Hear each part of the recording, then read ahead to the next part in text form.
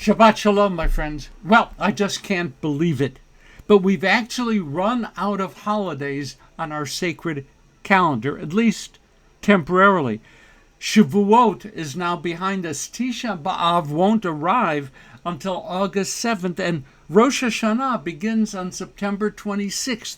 So between now and August 7th, we can embrace a welcome hiatus from our sacred calendar and enjoy the lazy, hazy, crazy days of summer. In order to do this, I personally choose to temporarily embrace a suspension of disbelief for the sake of my pure enjoyment. I will temporarily relax into a vision of our world that does not at all reflect what is actually going on. A short diversion from so much that is unpleasant about the real world. I need it, and maybe you do too.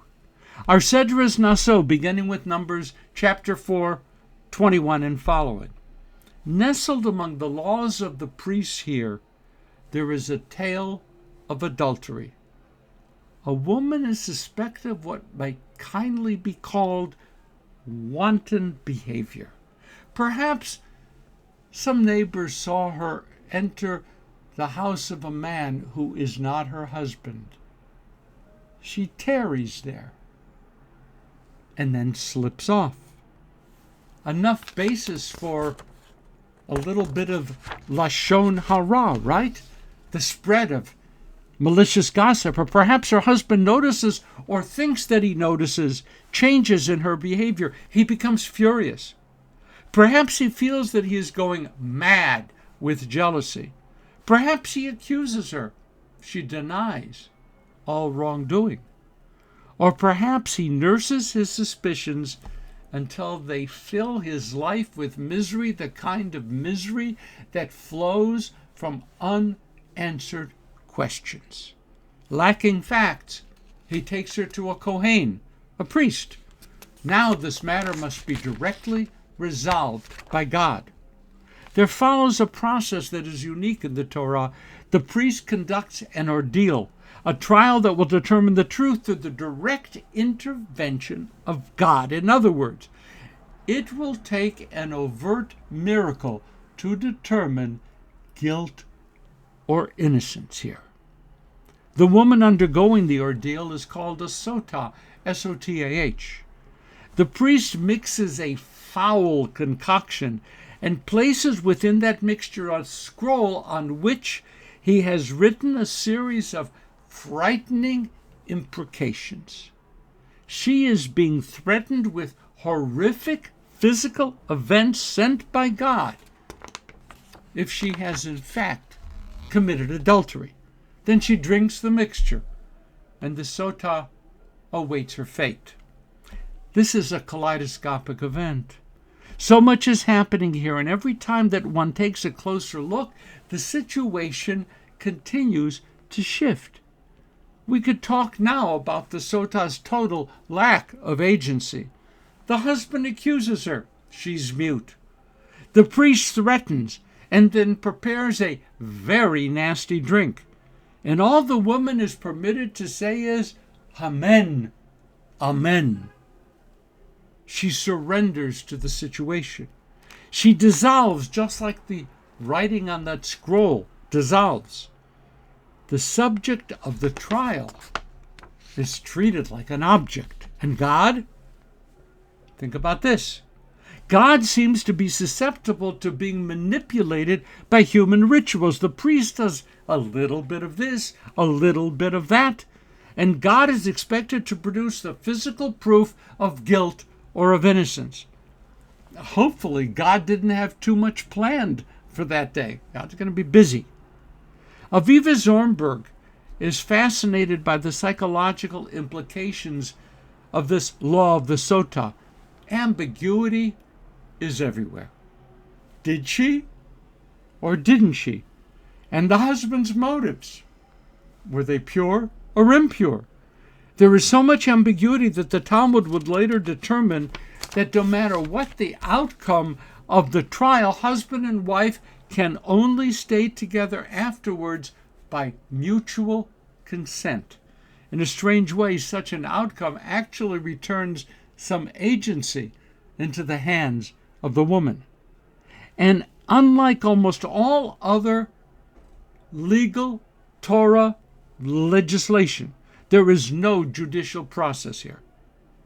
Everything is in God's hands. No judges, no courts, no nothing.